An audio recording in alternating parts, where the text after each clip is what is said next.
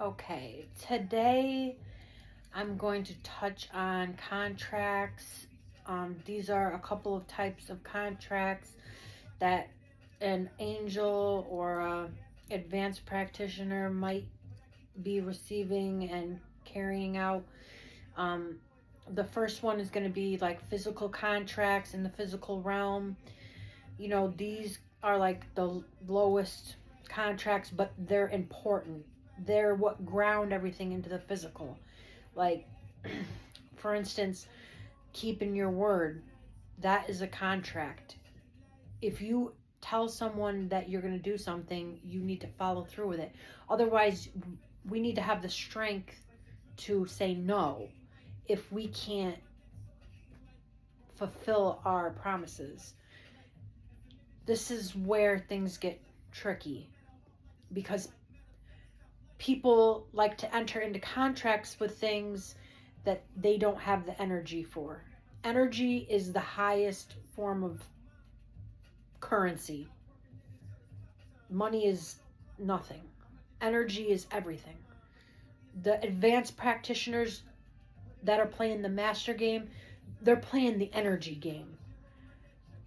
So when you enter into contracts with people, just know if you have worldly desires on your mind and you come against an entity that has nothing of this plane and you enter into a contract with them uh, and you don't keep it, that's gives that entity basically the rights to take whatever blessings that you have. That's honestly how it works. If you can't complete your contracts that you hold with people, the other person is going to get your blessings as long as they hold you to your contract. It's not only entering into contracts and keeping them, it's making sure other people fulfill their contracts and making sure they stand on what it is they said they're going to do, because otherwise they're never going to learn the lesson if we don't hold them to their contracts. If I'm not held to my contracts, I won't learn. So, paper contracts, any type of money exchange, any type of stuff like that, um, in the 3D is all very important. But the one important one that I really want to talk about is the sexual um, contract. Basically, when you're entering and having sexual relations with someone, that's a contract that you have with them. And that energy is like the most potent form of energy that you can barter with. Um, I just want people to be really aware when they're entering into these types of contracts with people, because you could be giving them energy if you allow them to overstep your boundaries. If you're not allowing them to overstep your boundaries, that's one thing. But if you're entered into a contract like that with somebody and then you allow them to overstep, you're in the wrong. You're in the wrong. You have to be able to have a contract like that. The sexual contract is supposed to be between two sovereign people, not two fractured people. Um, and if you're fractured and you're entering into sexual contracts with people, just know there's a price to pay. Not that, it's bad or whatever, but there's going to be a certain price. The next thing I want to talk about is soul contracts. So, soul contracts basically happen like this. As you evolve through the angel initiation, you start getting different types of like premonitions, visions, deja vu. If you're walking in both worlds, you might actually see another entity in your in the unseen and interact with them in the unseen before you ever meet with them in the physical. And you might even have things you have to process before the actual event transpires. I've had that happen multiple times where I've had entities that I met in the unseen, and I processed through the entire relationship before I even had it, because I knew it was going to be a tough transition. So I was in a place where I was able to process through that relationship before I even had the relationship. And then that way, the relationship, there wasn't as much to process in that moment, because I had already pretty much done all the work for it before it came into my reality or whatever. So, also, soul contracts are something that you're never going to get around.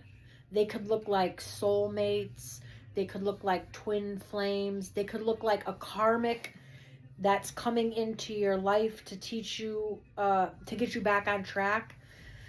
A soul contract could be a family member.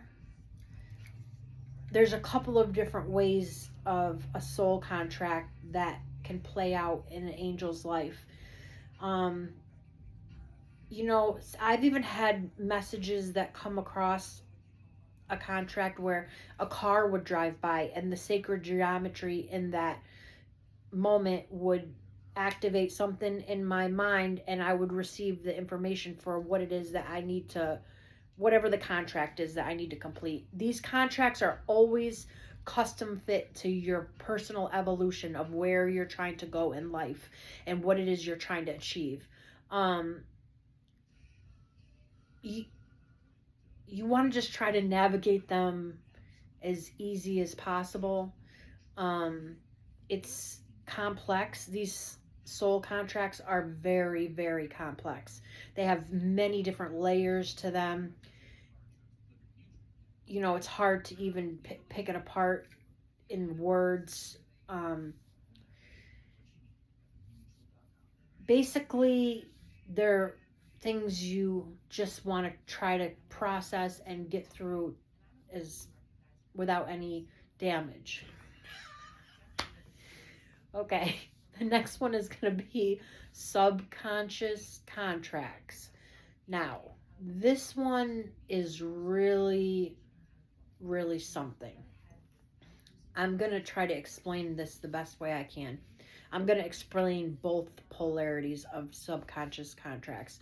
So, the first one is going to be like if you have a program ingrained into your subconscious to the point where you act it out in the physical, in your conscious, without realizing why you're doing it. Like that might look like, oh, I do this because my mom did this and my grandmother did this, or whatever, up the line. You're just doing it because that's the way society has programmed you to be. And those ones are the most dangerous, in my opinion. Like, so for instance, like if you have someone who is buying McDonald's and eating McDonald's, buying McDonald's, and then they're spending money, that's energy, the time to go there, then they're purchasing black magic with the intention of ingesting this black magic. It's just, the whole thing is, it's bad all the way around. And you're allowing this to come into your life because you just don't know any better. There's a lot of things like that. Like practitioners might allow you to break a contract just to teach you a lesson. Like there's advanced entities who are understand divine law and understand how contracts work, and will allow other entities to come into a contract with them just to basically show them that they're not capable of what it is that they're claiming, or maybe that other things, more things are capable that they're not aware of, type of a situation. And the other polarity to that is going to be like, say for instance you have an enlightened entity who is aware on multiple levels of understanding, and then you have another entity who isn't aware yet, they're at a very low frequency. This entity is going to recognize this this entity, and this entity might subconsciously transmit a message to this entity that can perceive it and do the work for this one that it's asking for. But this entity doesn't realize that what is going on. Only this one does. So that experience is going to be very intense for the entity that isn't aware yet. It's going to probably look like a spiritual awakening or a fork in the road, we'll say. Yeah, it's going to be like a life-changing event usually when something like this happens. Also, is a lot of things in healing work too. If you're advanced, the entity might ask you to do something without actually asking you, because the subconscious is communicating with the subconscious, and it can communicate with itself better that way than through the conscious. That's another way that a subconscious contract might take place. And so also I just want to say, touch on spirit contracts. So a spirit contract might look like if I'm in the spirit world and I'm trying to obtain certain levels of enlightenment or certain gifts, like spiritual gifts. I might make a contract with an entity. They might ask me, what do I want to obtain? I'll give them whatever it is I'm looking for with a pure heart and without any judgment. And then that entity, which is basically myself, I'm communing with myself, with my subconscious at this point, will relay back the thing that you need to do to obtain that, because the subconscious can see the whole picture. It can see the whole journey. And just because of where you're at in that moment in your conscious, you might not understand where you're going. So you have to keep contracts with your spiritual, how do you say, like guides or helpers, because they have your best interest. It's really yourself. You have your best interests at heart. So you want to follow what those entities are saying to you, because it always is going to go the best if you just do that and not try to go in a different direction. I've definitely tried it, going in a different direction. It doesn't work very well. I end up getting hurt or marked or whatever. So I just stop even trying, because I don't need that many lessons to figure out that the smooth path is following what my subconscious is subscribing for me to do for the bigger picture. Even if I can't see the bigger picture at that moment, I trust that and have faith at this point that it's going to go the way it needs to, as long as I'm fulfilling my contracts. Another thing, another way a contract might come into play is, like, for instance, maybe an entity is like a shadow hunter. Say a shadow hunter is looking for contracts. Now, a shadow hunter contract is going to look a lot different. Like, a shadow hunter might allow you to come in and play in their energy, because they know once you do that and you're in there, you enter into their energy and you start screwing with things. When that shadow hunter decides to put the mirror up of what it is that you're doing, if you can't look in that mirror and you try to turn and run, just know that shadow hunter is going to end up with your gifts, because you entered into their domain and you tried to play games because you think they're like some low level, like you could get one over on them entity. And what happens is, when you start looking into that mirror, it starts getting hot. And some people can handle the mirror, but some people will want to run. And when you try to run from that, your mask is coming off.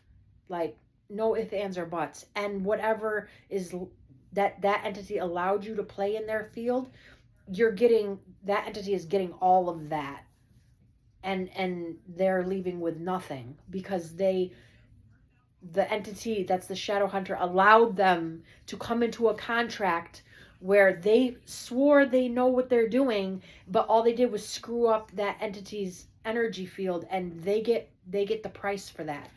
They're going to get the price for that.